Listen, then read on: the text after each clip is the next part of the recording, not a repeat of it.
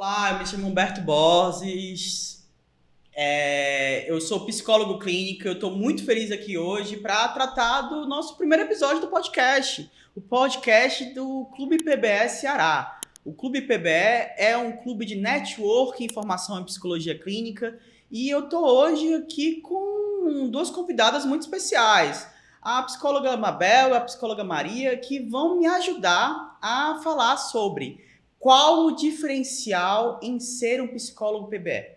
Então, gostaria que as convidadas se apresentassem para que as pessoas de casa conhecessem um pouco mais sobre vocês, o que é que vocês trabalham, por que esse tema é importante e relevante na vida de vocês. E daqui em diante a gente começa a conversa e continua a conversar sobre esse tema tão relevante. Bom, meu nome é Mabel Lopes, sou psicóloga clínica, atendo adultos e idosos, e a PBE foi uma grande virada de chave na minha vida. E hoje a gente vai falar mais um pouquinho por quê. Eu sou a Maria, também sou psicóloga, atendo homens, mulheres, somente adultos. E eu e a Mabel, inclusive, a gente foi colega durante a faculdade. A gente meio que descobriu a PBE juntas, a gente percorreu aí esse caminho juntas e realmente foi um grande diferencial pra gente. E a gente vai falar um pouquinho mais sobre isso. Mas eu imagino que as pessoas que estão em casa estão se perguntando, não o que de fato é PBE, o que, que eles estão falando, porque é um tema que nem todas as pessoas têm acesso, sobretudo psicólogos clínicos, né? Que não tem isso no Status Quo na faculdade. Então o que, que a gente está falando? O que, que de fato é PBE? Por que, que ela é relevante para as pessoas? O que, que é isso, gente? Bom, gente, PBE é prática baseada em evidência. O que é isso? É uma diretriz para a gente tomar decisões clínicas.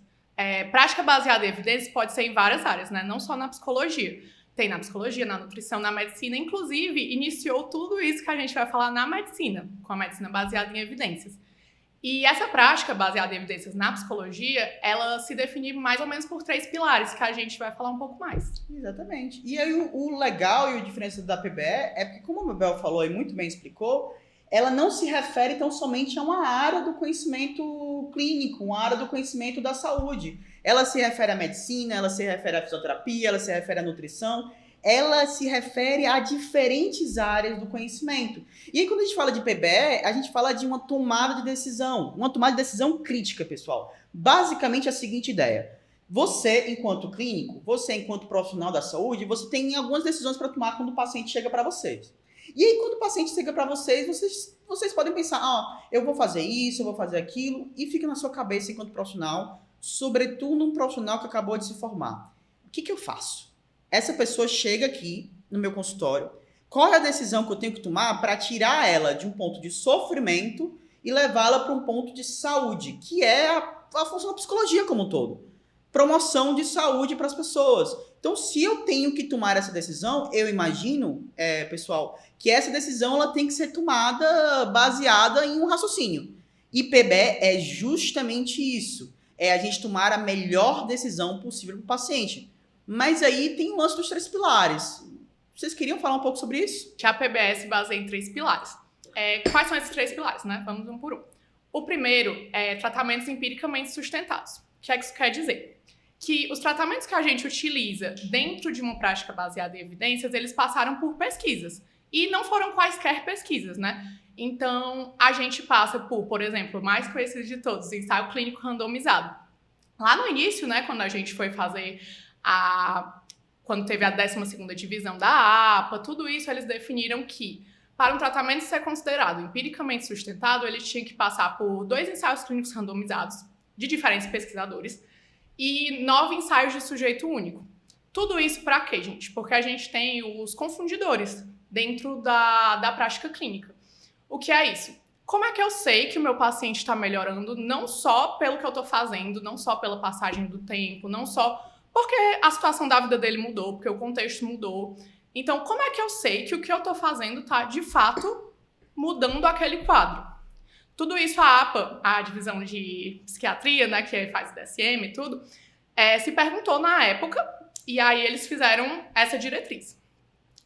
Esse é o primeiro pilar, né, o tratamento empiricamente sustentado. O segundo seria a expertise clínica.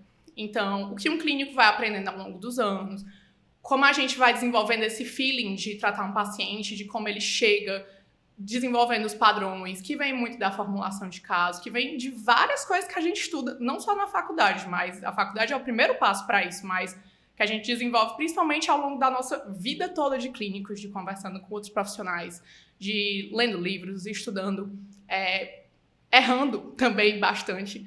Então, a expertise clínica é algo que se desenvolve muito na prática, de a gente desenvolver um raciocínio crítico, de a gente saber ler aquele paciente da forma mais assertiva possível. E o terceiro pilar seria justamente as preferências daquele paciente. Então, a PBE se fala muito sobre como ela é manualizada, tem muitas críticas, né? E uma delas é sobre a rigidez. Mas justamente o que a gente quer passar hoje para vocês é que não tem isso. Porque um dos pilares, todos são igualmente importantes, mas um que a gente deve dar a devida atenção é justamente as preferências do paciente, a individualidade dele, a subjetividade dele. Porque o que eu faço para um paciente pode ser exatamente a mesma coisa, com o outro não vai dar certo. Por exemplo, a DBT, ela é um tratamento que tem muito texto. Os pacientes têm que ler coisas. Então, por exemplo, se me chega uma pessoa que não sabe ler, não adianta eu aplicar a DBT daquele jeito tradicional, que por mais que seja o tratamento empiricamente sustentado para aquele caso, não vai para frente, justamente por causa do paciente. Então, acho que a grande jogada da PBE é a gente conseguir equilibrar esses 3 pilares e fazer esse jogo de cintura para a gente conseguir dar para o nosso paciente o melhor tratamento possível dentro das condições dele. E aí a gente percebe também como esses pilares, eles se ligam, né? Que realmente não tem como a gente proporcionar um tratamento bom, que seja adequado para aquele paciente, se a gente não sabe avaliar realmente as evidências e se a gente não consegue ter esse raciocínio, ter essa expertise para poder adaptar segundo cada paciente, enfim, porque é isso que a Mabel falou, né? Não adianta a gente usar a melhor evidência disponível se a gente não sabe como usar aquela evidência, e é aí que entra a expertise também. É aí que entra como a gente vai fazer para poder usar essa evidência, se está no nosso alcance também, porque não adianta a gente dar qualquer tratamento jogado, assim, porque ele é o melhor, porque não adianta se a gente não tiver o domínio realmente, né? Então, o que vocês estão falando é o seguinte, os pilares da PBE, na realidade, é a melhor evidência disponível, as particularidades do paciente e a expertise clínica. Então, se a gente destrinchasse isso, para que as pessoas aí de casa entendessem o que a gente está falando, seria o seguinte: melhor evidência disponível é conseguir ler, interpretar e conseguir entender bem os artigos clínicos que estão disponíveis na internet, que estão disponíveis em revistas. Seria mais ou menos nesse termo. Entender que evidência tem mais força do que outra. A Mabel falou aí de ensaio clínico randomizado. Então, dentro de um estudo da melhor evidência disponível, a gente tem a famosa pirâmide de evidências, que nada mais é do que o que eu tenho que confiar mais.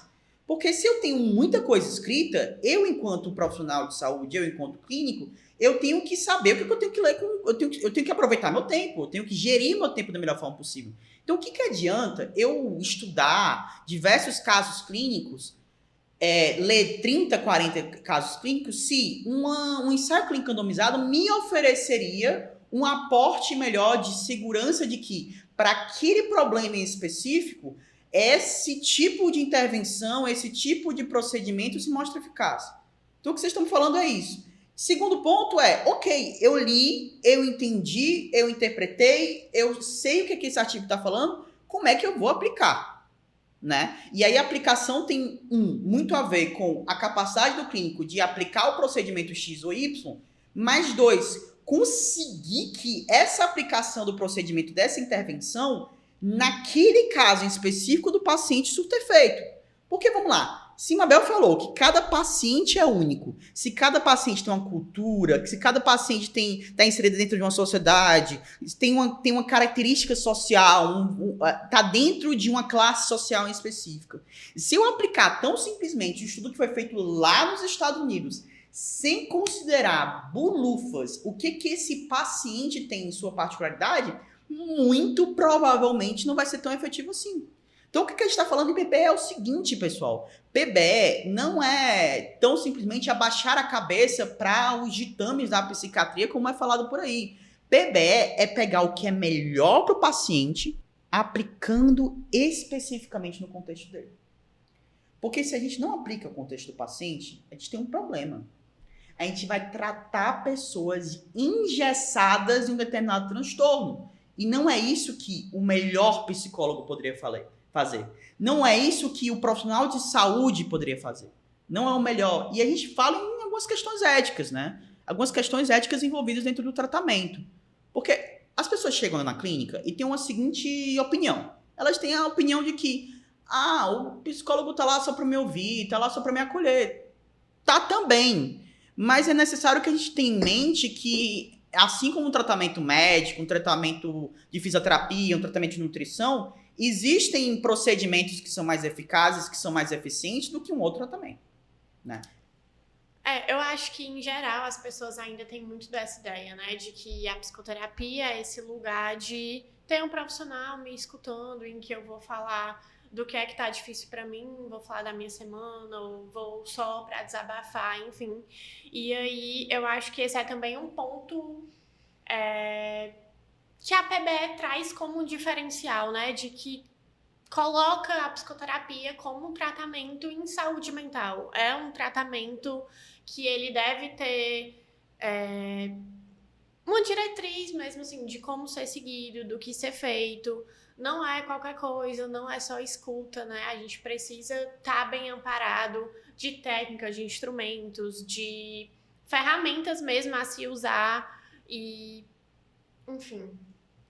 A pessoa de casa tá pensando, tá, então por que eu, que tô me consultando com um psicólogo, ou eu, profissional de saúde, que tô no momento de decisão de o que eu vou fazer, para onde é que eu vou, o que eu vou estudar, para onde é que eu vou, por que eu deveria seguir o que a Mabel, a Maria e o Humberto estão falando aqui? Eu acho que essa é a pergunta que pode parar na cabeça das pessoas. E aí, para responder isso, eu tenho que falar para vocês o seguinte, gente. É uma questão, antes de tudo, ética. É uma questão que visa sobre o melhor que você pode fazer para o paciente. Porque PBE tem muito a ver com o maior benefício, o menor malefício, visando os menores custos para o paciente. Não é isso, Mabel? Isso, porque assim, a gente vê muito as pessoas, quando tem um problema, por exemplo, quebrei um dente, vai direto no dentista. Quando quebrei uma perna, vou no hospital atrás de um médico ortopedista para cuidar de mim. Mas quando se trata de sofrimento mental, a gente tem ainda muitos tabus envolvidos, a gente tem muitos preconceitos. Então, muitas vezes essa pessoa tá indo pro psicólogo como a última escolha dela. Ela já foi na igreja, ela já conversou com um amigo, ela já comprou um monte de coisa, ela já fez outros caminhos que não direto buscar um tratamento para a questão dela. Então, assim, quando a gente recebe um paciente, muitas vezes a gente tem que aproveitar aquela oportunidade que a gente está tendo de estar com ele. Por quê? Porque ele está investindo o dinheiro dele na gente, ele está investindo um tempo dele na gente e ele está escolhendo aquele tratamento para ele, que no caso é com a gente que dá esse tratamento. Então, assim, a gente precisa maximizar essa oportunidade que a gente está tendo o máximo possível, porque eu tenho uma pessoa em sofrimento mental. Não estou dizendo que o psicólogo é para resolver, é para cessar sofrimento, nada disso, mas a gente precisa ser eficaz e assertivo e estratégico no que a gente está fazendo. Porque acho que um dos maiores tabus da terapia é que a gente vem, fala e vai falando até chegar em algum lugar. Mas não é bem assim. Eu acho que a grande virada de chave da PBE é a gente entender o transtorno mental, o sofrimento mental como algo complexo. Ok, não é nem tão básico que 2 mais 2 igual a 4, e não é nem caótico que eu não sei o que fazer, cada caso é um caso. Não, a gente tem uma coisa complexa. Justamente por isso que os 3 pilares são tão importantes, porque eles equilibram essa complexidade em algo que a gente pode tentar prever, algo que a gente pode tentar ver se está dando certo ou não. Então, a PBE é uma escolha ética nesse sentido, de a gente ser assertivo no que a gente está fazendo, de a gente aproveitar aquela oportunidade que a gente está recebendo.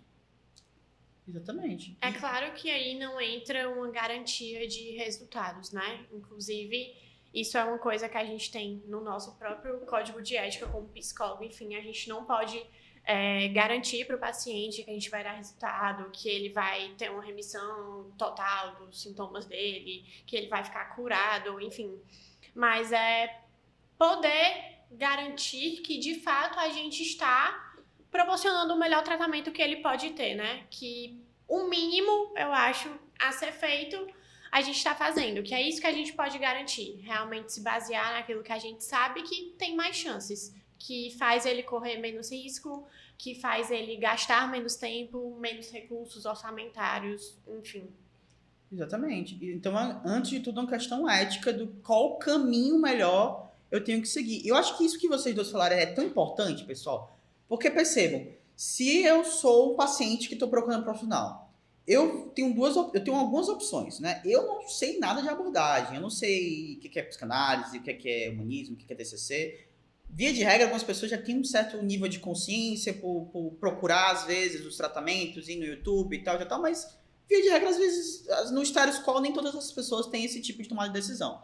E ela chega num profissional que passa anos não somente escutando ela, acolhendo ela.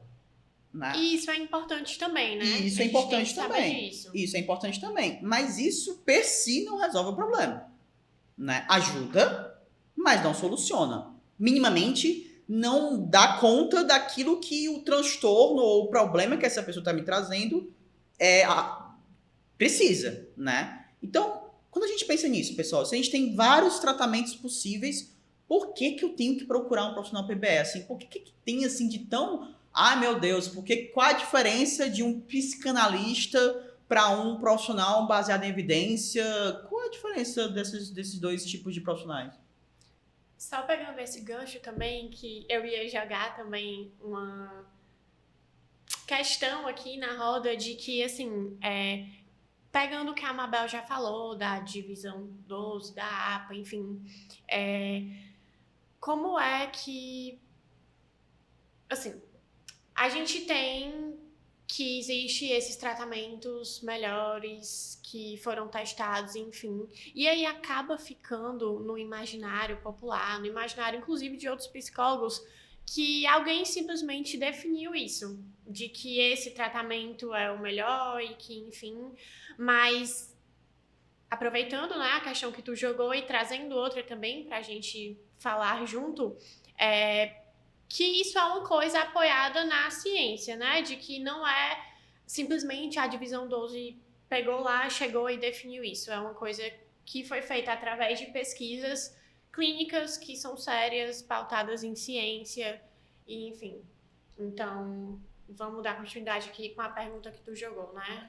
Mas eu vou pegar esse gancho porque eu acho que isso é interessante. O que a Maria tá falando na verdade? Tu tá falando de estudos comparativos, né, para um determinado problema. Então, a gente tem uma questão aqui, sei lá, vamos botar depressão.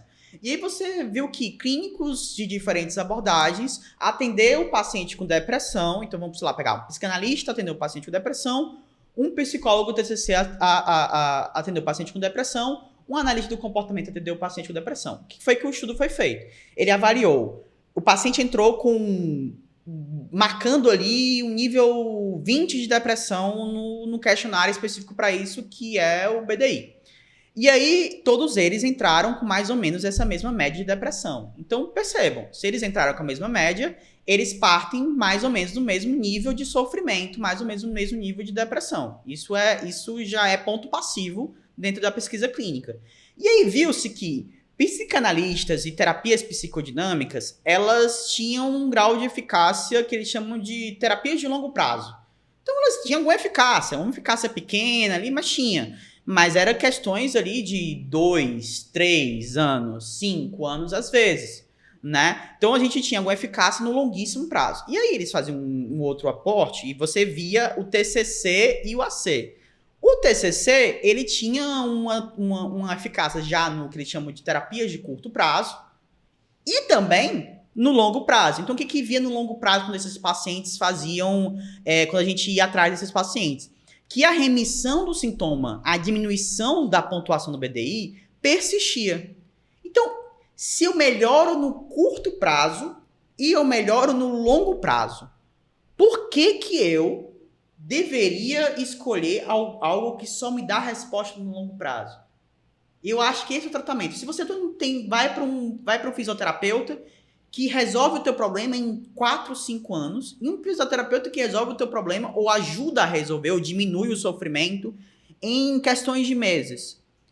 Que escolha monetariamente é mais viável? Se eu posso gastar 10 mil reais ou se eu posso gastar R$1.000, eu imagino que a escolha mais assertiva seria a escolha de R$1.000, não é isso, pessoal? E aí entra justamente esse ponto das pesquisas que tu trouxe, de que terapias comportamentais, cognitivo-comportamentais, que entram nesse rol, né, de práticas baseadas em evidências, elas trazem esses ganhos que permanecem a longo prazo.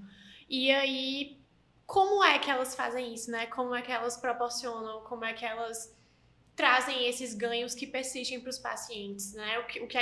Qual é o diferencial que elas têm dentro das técnicas, de ferramentas, enfim, que elas trazem, que faz os pacientes realmente aprenderem algo e talvez conseguirem, por si só, manter aquilo acontecendo na vida deles, porque eles podem, né, voltar a ter sintomas do transtorno que eles têm, eles podem, no futuro,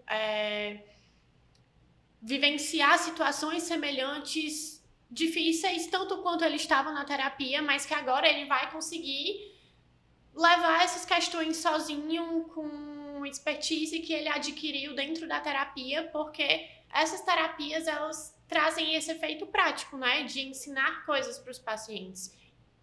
E algo que a gente sempre fala, assim, entre psicólogos, entre supervisão, dentro desse meio, o objetivo último da terapia é que o seu paciente não precise de você. Então, assim, a gente está trabalhando para se tornar inútil, a gente está trabalhando para que a gente ofereça para aquela pessoa ferramentas, que a gente ofereça métodos, que a gente ofereça suporte, assim, a longo prazo, que ele próprio aprenda, porque justamente o que a gente estava falando sobre ética, né? Uma das maiores importâncias é a autonomia. Então, assim, a gente não está trabalhando para deixar aquele paciente com a gente dependente 5, 10, 15, 20 anos. A gente está trabalhando para, no tempo assertivo que a gente tiver, deixar ele o mais independente possível, deixar ele o mais autônomo possível, mais livre, assim, dentro do próprio contexto dele, dentro da própria mente, assim, posso dizer. E aí, isso entra dentro de uma escolha que a gente estava conversando aqui com o que eu, estudante do 5º, 6º, 7º semestre, tendo uma escolha de escolher abordagem clínica X ou Y, deveria fazer. Eu acho que eu também tenho uma coisa para compartilhar com vocês duas, que foi o meu período de decisão na faculdade. Assim, eu até no momento, lá para o 7º semestre, eu me deparei com duas possíveis veredas, dois possíveis caminhos. Eu podia continuar na abordagem que eu já vinha estudando ao longo de 4, 5 anos, né? Ou eu poderia modificar a minha forma de atuação clínica, começar do zero, estudar do zero e começar, assim, tudo do zero. E aí eu passei por isso. Eu estava lá estudando, era estudante, estudava muito psicanálise, né? Tinha lido Freud todo, estava lendo Lacan, participava de formação, de palestra e de tudo mais. E naquele momento eu parei e falei assim, vou entrar no estágio clínico.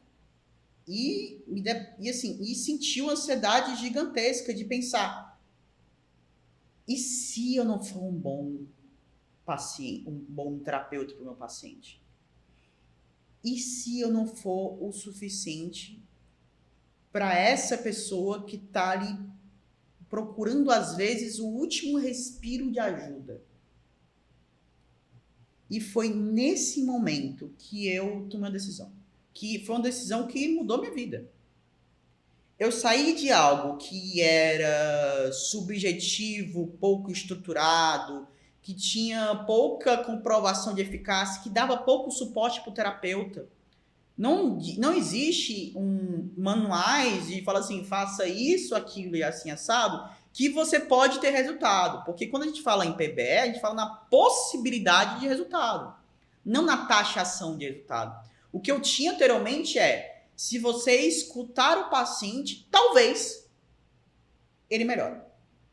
E talvez com a diferença da possibilidade que eu tinha na PBE. Porque esse talvez se o paciente conseguir passar pelo rochedo da castração, conseguir lidar com as próprias questões ao longo da vida, ele pode ser autônomo. E eu falei, eu não quero lidar com essa possibilidade tão ínfima. Eu quero sentir que eu, psicólogo, tenho um papel ativo no processo de melhora do paciente. Eu não quero sentir que a minha atuação aqui é tão somente escutar e fazer algumas pontuações específicas na fala, esperando que o inconsciente do paciente faça o trabalho. E eu fico imaginando, você, profissional de saúde, que está nesse processo de tomada de decisão entre escolher uma prática X ou Y, se você tem a opção de escolher algo que já se sabe que é efetivo, em detrimento de algo que pode vir a ser efetivo, eu acredito que a melhor decisão ética que você pode tomar, visando não você, não aquilo que é mais confortável para você, não aquilo que é mais fácil para você, você toma a decisão de seguir uma prática baseada em evidência. Porque o mais confortável para mim era ficar com o que eu já sabia.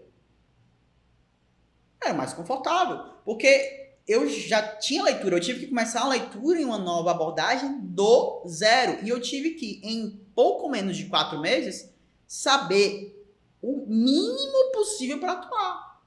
E eu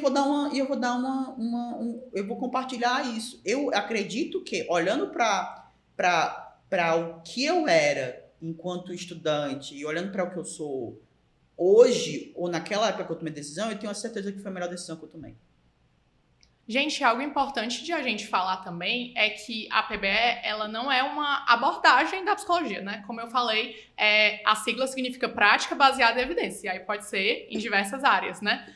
Mas o que é importante falar é que a PBE, ela não é uma escola, ela não é uma abordagem, ela não é uma linha teórica. Ela é algo que guia a nossa direção clínica, algo que guia a nossa decisão clínica de como agir, baseado em todas essas abordagens que existem. E aí, por isso que é tão importante a gente frisar isso, né? Porque, sou PBE, vou estudar só isso. Não, assim, é algo muito mais amplo, até pra gente conseguir, mais uma vez, equilibrar aqueles 3 pilares. Inclusive, para que vocês saibam que na sua TCC e AC, a melhor evidência disponível para terapia de casal é a terapia sistêmica. Hoje em dia está se criando uma abordagem integrada entre terapia sistêmica e TCC, mas no Status Quo, a abordagem sistêmica é a melhor abordagem para terapia de casal. Então percebam, pessoal, não estamos falando de abordagem aqui. O que casa é que TCC e AC tem mais pesquisas que comprovam a eficácia. Então, eu, podendo tomar uma decisão, eu tomo a decisão nessa linha. Isso.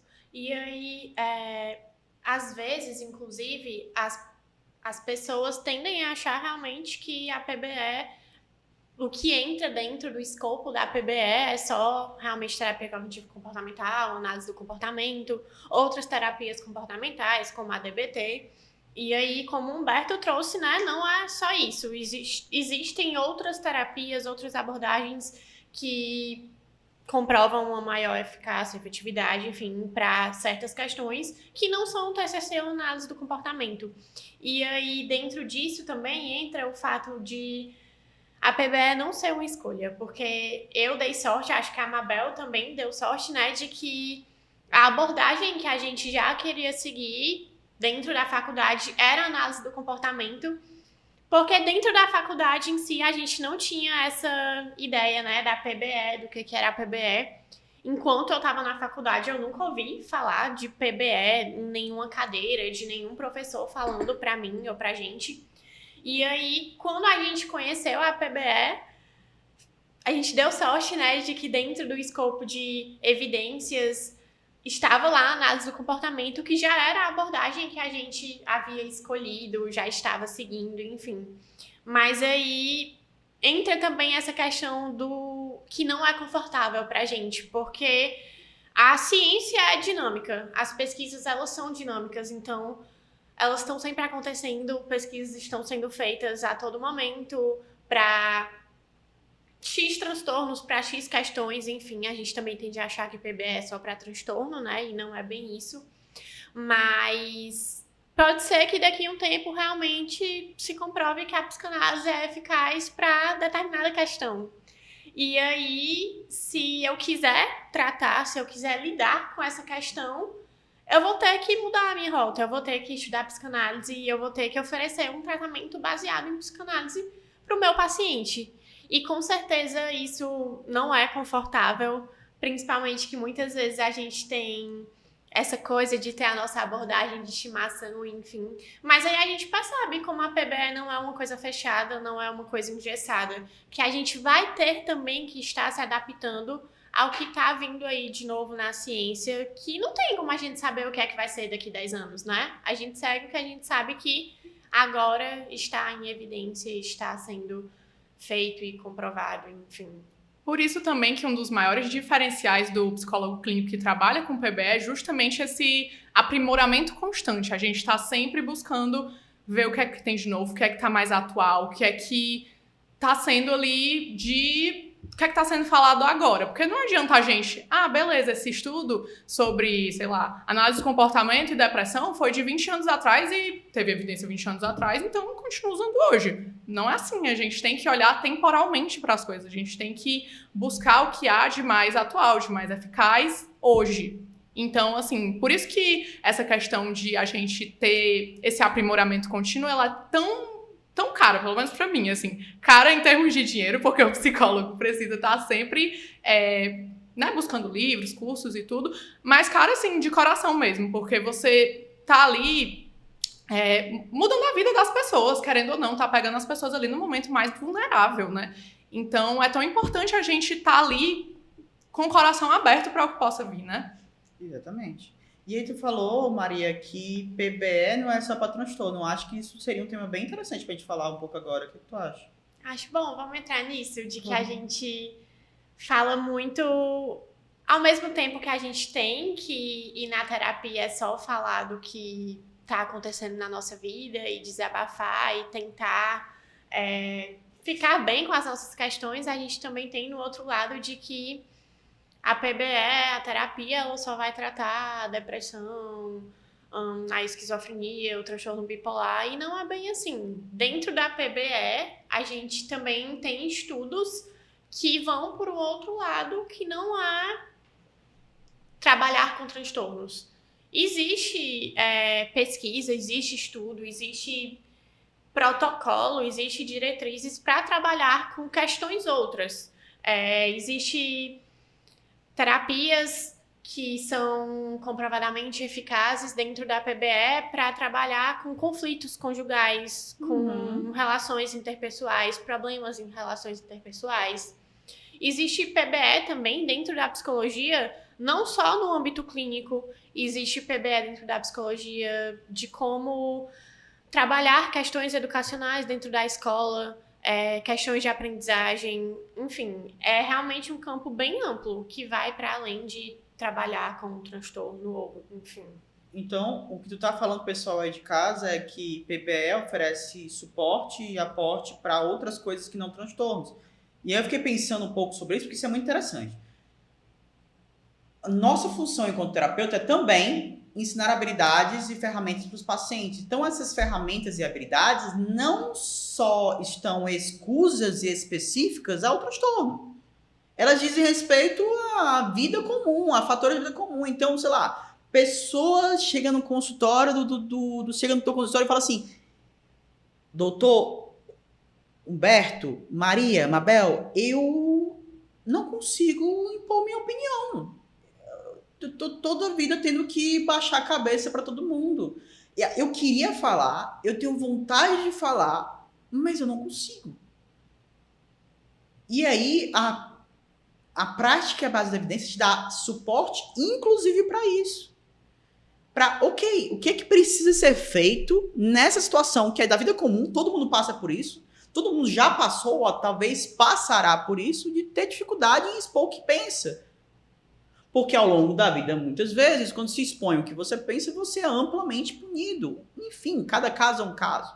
E quando você pensa nisso, a PBE dá suporte também para isso. A PBE dá suporte para você que tem uma capacidade, uma dificuldade gigantesca em conseguir fazer amizades, a conseguir entrar e manter relacionamentos. A você que, às vezes, procrastina demais, que não consegue dar conta das coisas da tua produtividade. E eu fico pensando nisso, Mabel, porque a gente aprende desde sempre que é complexo e difícil lidar com coisas dessa natureza. E a PBE também mostra suporte para isso, não mostra?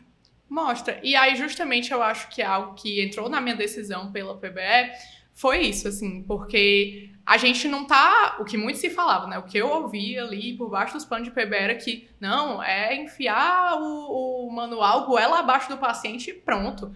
Mas não, gente, justamente, tudo que a gente está falando aqui entra também no pilar da individualização do tratamento, de a gente levar em conta as preferências do paciente no sentido de que, por exemplo, chega um paciente para mim que não fecha critério diagnóstico para nenhum transtorno. Aí pronto, tchau, valeu, é isso, não posso te ajudar. Isso não quer dizer que ele não tá em sofrimento também, Exatamente. Né? Então, assim, por isso que é tão importante a gente não ficar com essa visão fechada, a gente abrir que a vida não é só transtornos, né? Muitas pessoas não têm diagnóstico, muitas pessoas têm. E aí, justamente, buscar como tratar melhor aquela pessoa dentro da individualidade dela. Tem transtorno, não tendo. E tá ali com ela, perto. Eu acho também que, trazendo isso, tu falou dos ganhos que as terapias que estão dentro do escopo da PBE proporcionam, né, ao longo da vida, enfim. E aí, como é que a gente pode ter essa certeza, né? Como é que a gente sabe que tá tendo ganho dentro da terapia? Porque no começo também, inclusive, a Mabel falou disso, de vieses, de confundidores. E aí, uma coisa é o relato que o meu paciente me traz dentro da terapia, de que ele tá melhorando, de que tá tudo bem, de que ele conseguiu feito X ou feito Y.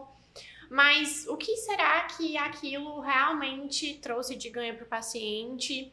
O que será que daquele discurso realmente é verossímil com a realidade?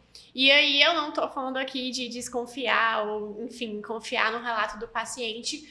É só que a gente sabe que dentro da terapia a gente só tem mesmo o relato do paciente e a nossa visão, a forma como a gente vê. Mas às vezes a gente tem que ter realmente essa atenção, né? De saber o que ele é um ponto inflexível ou não. E como é que a gente sabe disso? Como é que a gente sabe que realmente está havendo um progresso? Como é que a gente sabe que o paciente realmente está conseguindo fazer?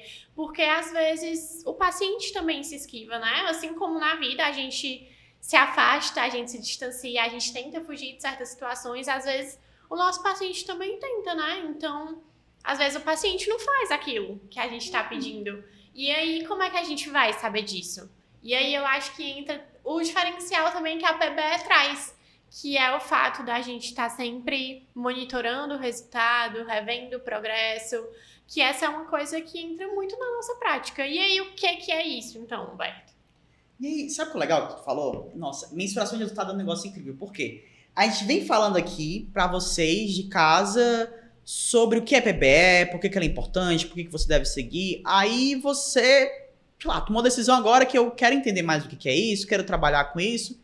Tá. Então a gente entra no ponto de como trabalhar com PBE. E aí entra exatamente nisso que tu falou, Maria, que é uma das coisas de trabalhar com PBE é estar sempre mensurando o progresso da terapia. Eu sou psicólogo clínico, eu atuo com meus pacientes. Como é que eu sei que o paciente está melhorando? Como é que eu sei que ele entrou no meu consultório? Como é que eu sei que a minha atuação enquanto psicólogo está surtindo efeito? Porque perceba, se você é um profissional, você está atuando e você não está dando, o paciente não está melhorando, alguma coisa está errada. Então você tem que mudar a estratégia. Então, para que isso aconteça, para que você saiba se a estratégia que está atuando está correta ou está errada, a gente tem o que a gente chama de mensuração de progresso, mensuração de resultado. Nada mais é do que, não lembra que eu falei com vocês sobre as pesquisas comparativas que tinha lá o inventário de depressão, do BDI, tal. Esse inventário serve também para medir o grau de depressão do paciente. Então, ele entrou no teu consultório com 30, pontuando 30 no BDI. E aí, você vai atuando com essa pessoa e você vê que com a intervenção que você vai fazendo, ela cai de 30 para 28. Depois de 30 para 27. Ou de 28 para 27. De 27 para 25. E vai diminuindo a curva. Ou seja, o que você está fazendo, de algum modo, está surtindo resultado. Calma. que o ambiente também influencia. Então, se essa pessoa tá num relacionamento abusivo, se essa pessoa tava no emprego muito complicado, se essa pessoa não tava bem, isso também influencia o grau do BDI. Se essa pessoa sai do relacionamento, obviamente isso vai influenciar. Mas é algo que te dá um norte. E é isso que a maioria dos profissionais não tem. Porque se você confia no paciente, tem alguns problemas em relação a isso. A gente tem 2 efeitos importantes. Eu pensei justamente em 2 problemas, só pra a gente entrar nisso. Gente, o paciente tá com a gente uma vez por semana. E aí, às vezes, o próprio relato dele tá enviesado pelas coisas que aconteceram ali imediatamente antes da sessão. Então, por exemplo, às vezes a semana toda dele foi massa, ele conseguiu fazer os planos de ação, ele conseguiu vários ganhos, e aí, 1 hora antes da sessão, ele tem uma briga de relacionamento. Aí pronto, todo aquele progresso ele nem fala com você, e entra só nisso. Então, justamente por isso é tão importante mensurar o resultado, né? Porque a gente entende o que está acontecendo numa visão maior. Porque dentro de 50 minutos a gente não consegue, às vezes, dar conta de tudo que tem que fazer. Então, a gente precisa ter essa visão da vida toda dele o máximo possível. Pra gente poder também pontuar. Por exemplo, fulano, você tá vendo que você brigou, ok, mas olha todo o ganho que você teve aqui, que eu tô vendo pela pontuação da sua escala, enfim. E outro ponto importante da gente falar é que a priori, se o vínculo estiver bem estabelecido, o paciente ele gosta de você. Então, ele não vai querer dizer, Humberto, não tô sentindo melhora, não tá melhorando. Muitas vezes a pessoa tem vergonha de falar, fica tímida. E muitas vezes isso é uma das coisas que mais atrapalha o processo terapêutico. O paciente não falar de verdade se ele tá sentindo melhor ou se ele não tá. Justamente pelo vínculo que ele tem com você. Ele não quer te desagradar. Então, às vezes, do nada o paciente some e você fica... Pra onde esse paciente foi? O que aconteceu? E aí, na verdade, ele não estava gostando e nunca te falou. Então, justamente por isso, a mensuração de resultado ela é tão importante, porque a gente consegue se nortear, a gente consegue saber para onde ir, que o que a gente está fazendo, às vezes, não está dando certo e a gente tem que mudar de estratégia. E o mais importante da PBE, para mim, é isso. A gente está aberto a, ok, o que eu estou fazendo não está dando certo, isso aqui não está dando certo, eu vou mudar. E não ficar apegado a coisas que estão rígidas. Então, não está surtindo efeito, né? Não está surtindo efeito. E aí, a gente falou um negócio interessante que tem a ver com... que confunde a eficácia da terapia, que é esse efeito do paciente bonzinho, de não querer falar que tá ruim.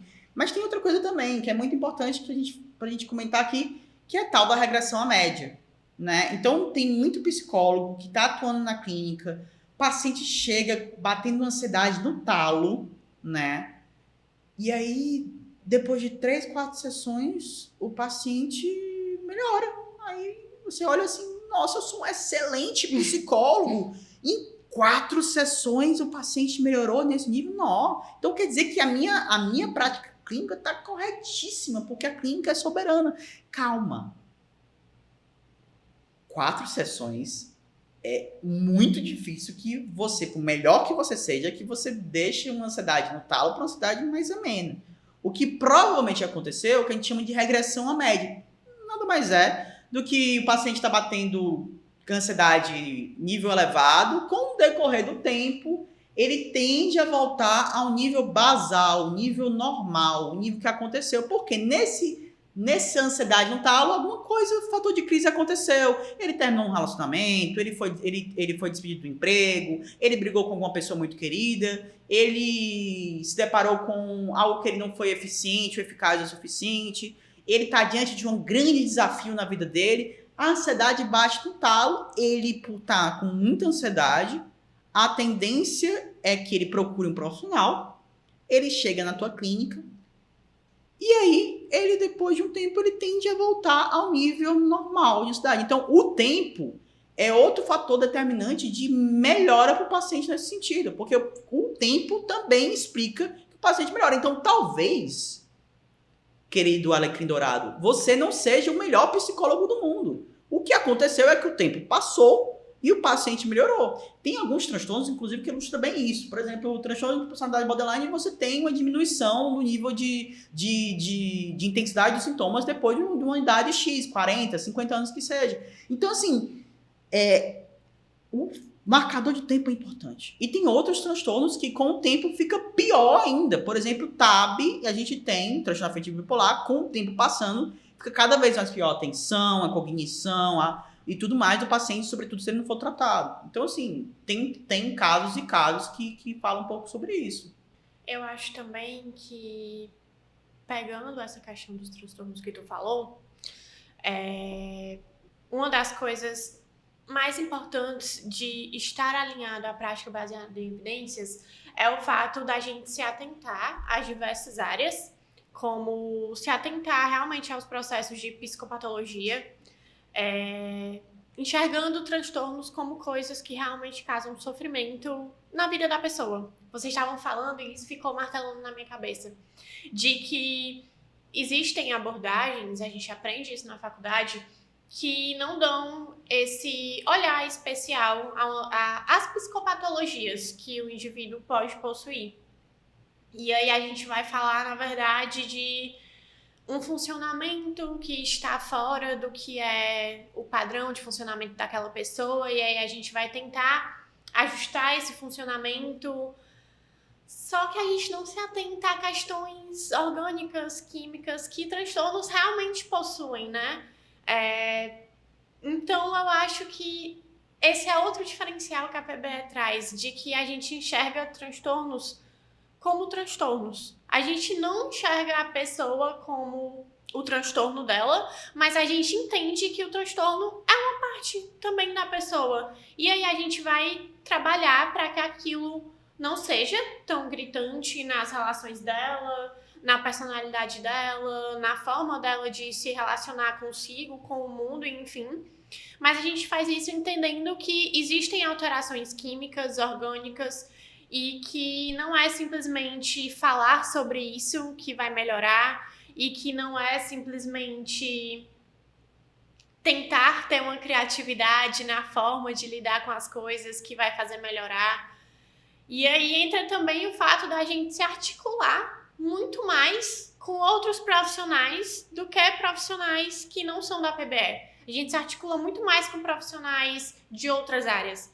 Então, independente do problema que o paciente tiver, muitas vezes a gente vai também guiar ele para fazer um tratamento com um nutricionista, com um psiquiatra, e a gente vai estar nesse diálogo direto com o psiquiatra para entender. A gente vai, talvez, trazer essa visão de que, olha, talvez você precise de uma medicação para poder melhorar esse ponto, e aí você vai lá e conversa com o psiquiatra, e vocês trocam figurinhas sobre o caso do paciente, e aí, às vezes, um paciente que tem fibromialgia, caramba, uma patologia que traz muito sofrimento físico, traz muito sofrimento mental, e a psicologia trata também fibromialgia, trata questões de dor crônica, e aí entra o trabalho do fisioterapeuta, e aí que é um trabalho mais físico, de fato, de reabilitação.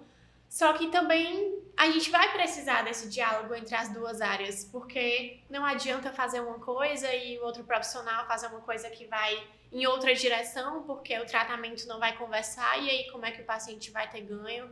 Então, eu acho que esse é um grande diferencial também. Quando eu entrei na psicologia, inclusive, no primeiro semestre, algo que me maravilhou foi escutar a palavra biopsicossocial. Nossa, a Mabel de 18 anos ficou assim, meu Deus, que coisa incrível. Então, assim, eu acho que, do mesmo jeito que fiquei maravilhada no meu primeiro semestre ouvindo isso, a PBE continua a garantir essa maravilha, assim, no sentido de levar em consideração como é multifatorial, né? Por exemplo, que a Maria falou da interação com os outros profissionais e o que a parte social, né? O psicólogo PBE muitas vezes recebe essa crítica, né? Ai, mas a gente não é sensível a questões sociais, a gente não olha isso. Muito pelo contrário, justamente entra naquele pilar tão importante.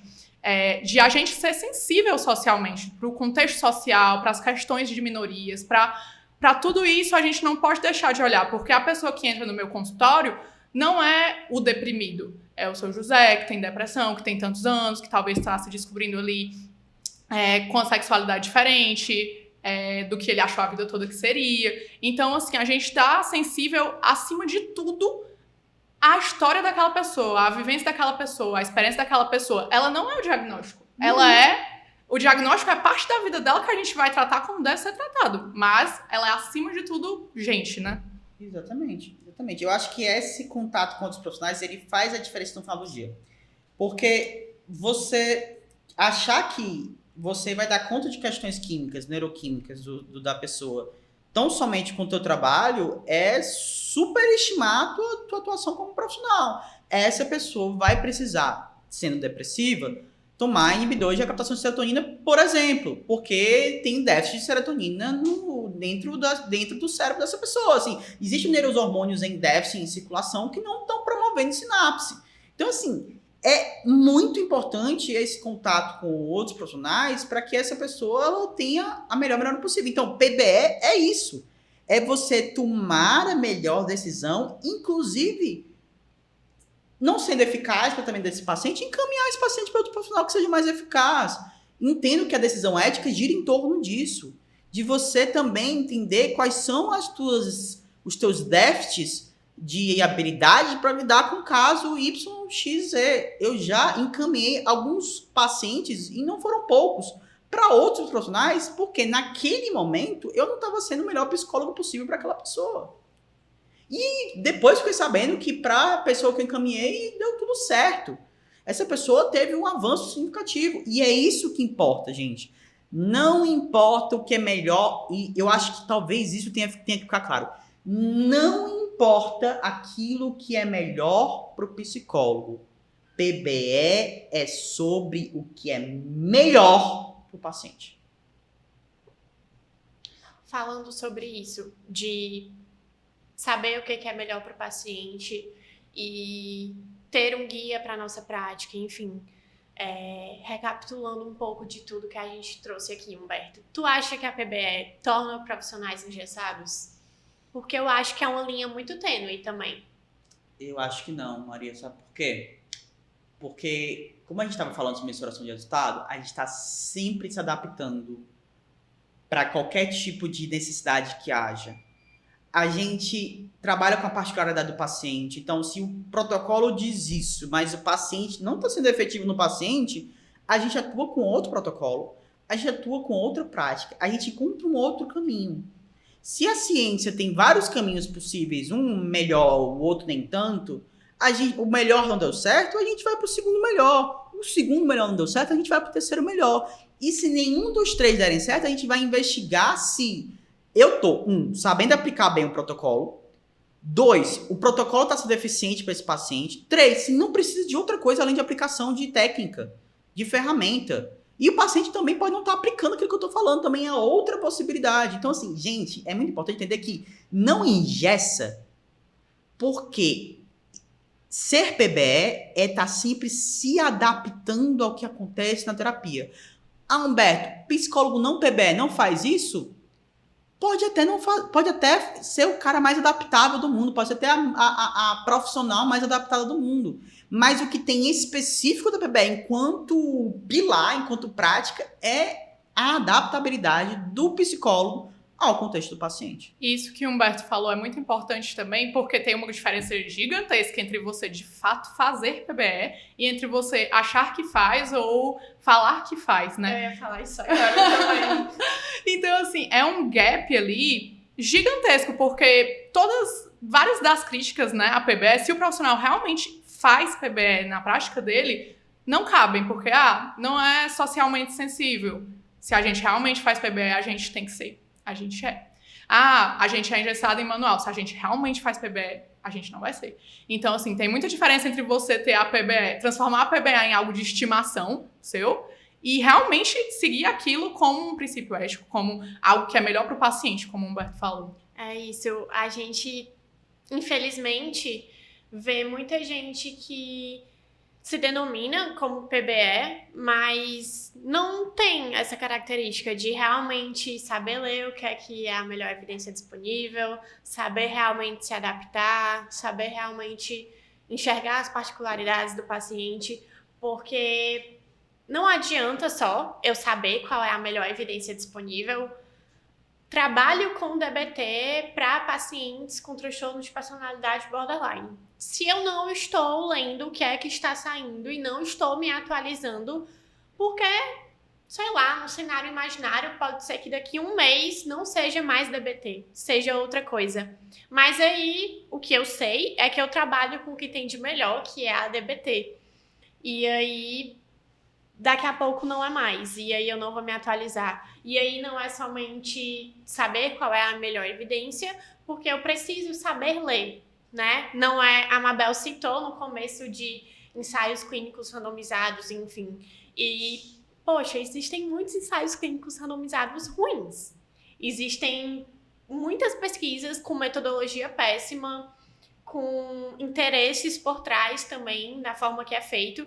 E se eu não sei ler e diferenciar se essa pesquisa é boa ou não, não adianta só eu saber o que é um ensaio clínico e estar lendo um e... Então, tu tá me falando, Maria, que para ser um bom profissional de psicologia, um bom profissional de saúde, você tem que estar em constante informação, aprendendo como se atua. Eu acho que se pudesse também retirar um outro ponto muito importante do podcast de hoje, é justamente esse. Ser um bom profissional exige adaptabilidade e exige estar em constante formação. Muita gente acha que PBE é a escolha mais simples também, mais fácil, porque eu tenho um monte de escala para usar, que não é só profissional PBE que pode usar, ou que usa, enfim.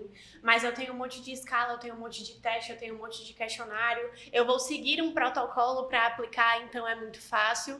Não lembra que existe a flexibilização, a adaptação, enfim.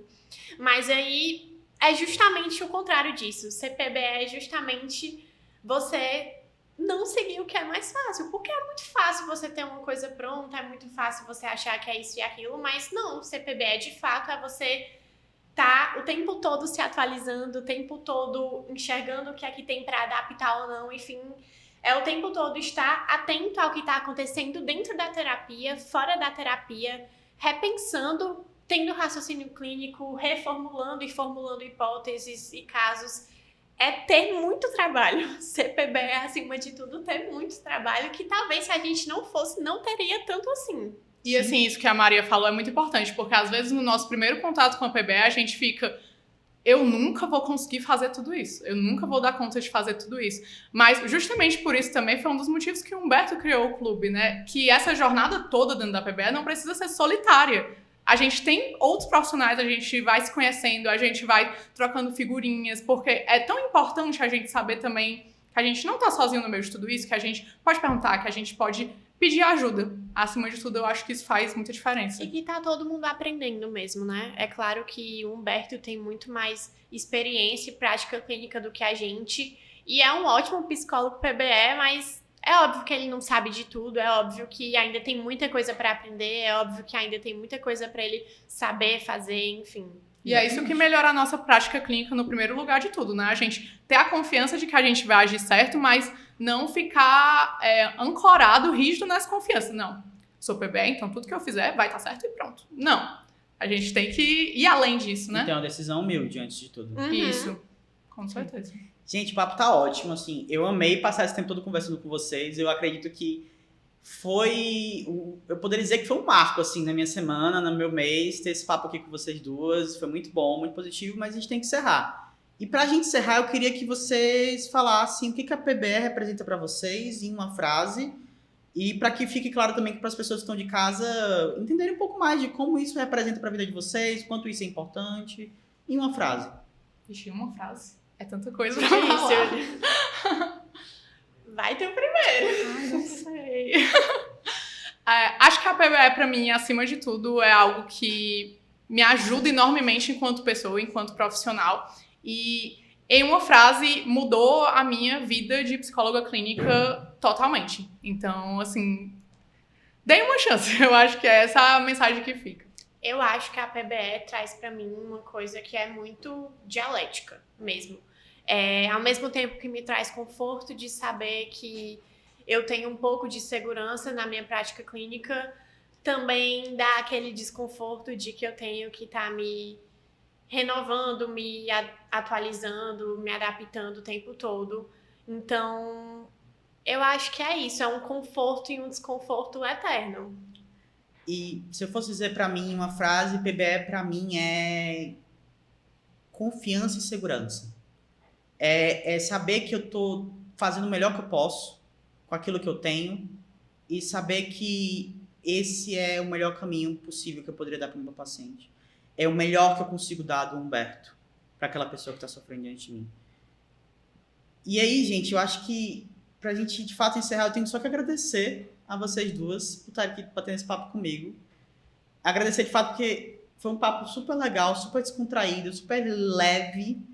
E conclamar você aí de casa que está ouvindo a gente e é profissional de psicologia, é estudante, a fazer parte do clube. Segue a gente nas redes sociais, Clube PBS Ceará, no Instagram. Segue também esses profissionais maravilhosos que estão conversando aqui comigo, que elas estão sempre produzindo conteúdo, falando sobre as coisas.